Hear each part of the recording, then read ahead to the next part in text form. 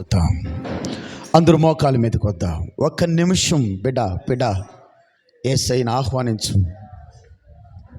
ఏ సమస్యలతో ఉన్నావు, ఏ పాపములతో ఉన్నావు, ఏ నిర్లక్ష్యత నువ్వు కలిగి ఉన్నావో, ప్రియ దేవుని బిడ్డల వచ్చి ఊరికే వెళ్ళే దేవుడు కాదండి. తప్పకుండా నీ సమస్యను చూస్తాడు, నీ అక్కర్లు తీరుస్తాడు. అబ్రహాం పిలిచిన వెంటనే వచ్చి తినేసి వెళ్ళిపోలా. అబ్రహాం ఏ సమస్యతో ఉన్నాడో, ఏ అక్కరతో ఉన్నాడో చూశాడు దేవుడు.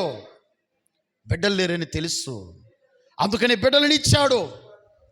ఈరోజు నువ్వు పిలువు. ఏ పాపములో పడిపోయి ఉన్నావో, ప్రియ దేవుని బిడ్డలారా, నీ పాపపు స్థితి నుంచి విడిపించేవారు ఎవరు లేరని వెచ్చలివిడిగా బ్రతుకుతున్నావేమో. మార్పు చెందాలని ఆశపడితే ప్రభుని ఆహ్వానించు. నీ ఆహ్వానాన్ని మన్నిస్తాడు. ఆయన తిరస్కరించే దేవుడు కాదు. నీ కోసం ప్రాణమిచ్చిన దేవుడు.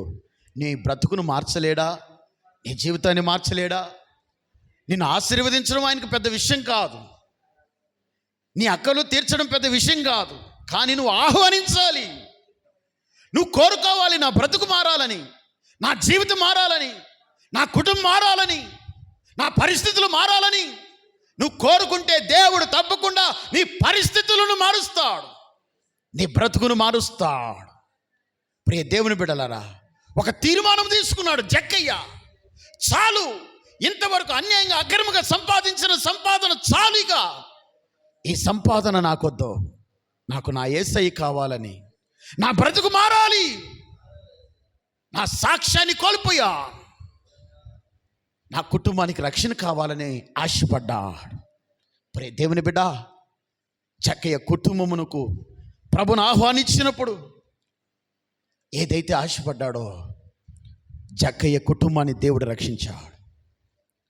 ఏదైతే ఆశపడ్డాడో, ప్రియ దేవుని బిడ్డ, గుడ్డివాడు చూపు పొందుకున్నాడు. ఈరోజు నీ బలహీనత ఏందో నీకు తెలుసు, ఏ పాపంలో పడిపోయావో నీకు తెలుసు, ఎటువంటి అపవిత్రమైన జీవితాన్ని జీవిస్తున్నావో నీకు తెలుసు. ఎందుకు దాచిపెడతావు? అవ్వమ్మలాగా ఎందుకు దాచిపెడతావు నీ పాపాన్ని?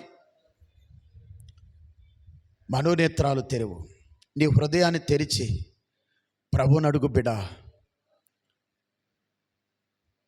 ఏయ్,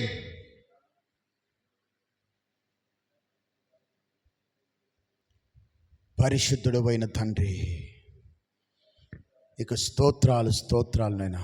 అందరము తల్ల వంచుకొని ప్రియ దేవుని బిడ్డలారా, ఆహ్వానించడం అంటే ఈ లోకంలో మిద్దులు మేడలు కావాలని కాదు.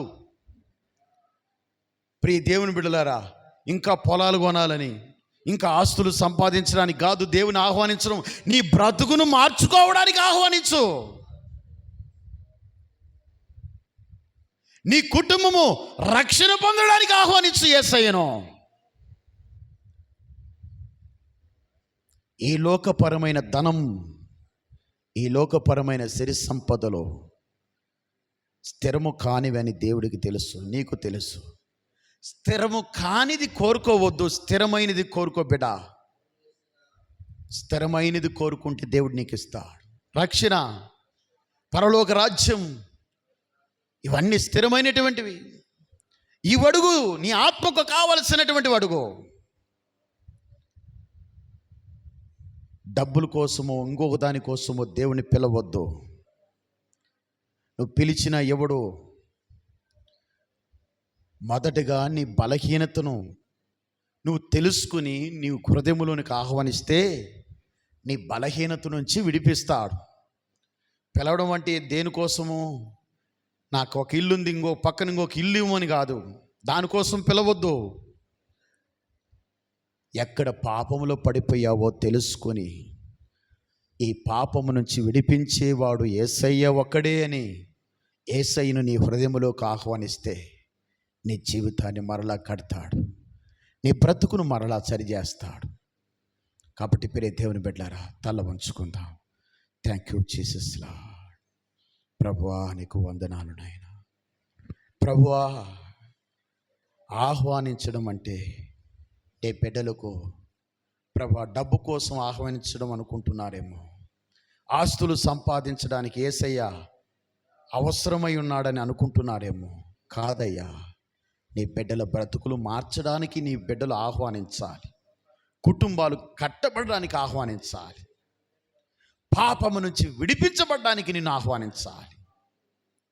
ఈ లోక సంపద కోసము నిన్ను పిలవకూడదయ్యా. ఈ బిడ్డలు ఎవరైతే అలా ఉన్నారో వాళ్ళు మన్నించండి ప్రభు. వాళ్ళ బ్రతుకులను సరిచేయండి, వాళ్ళ జీవితాలు కట్టండి నాయన. Thank you Jesus lord. సమయంలో వాక్యం కొరకు ప్రార్థన చేసుకుంటాం.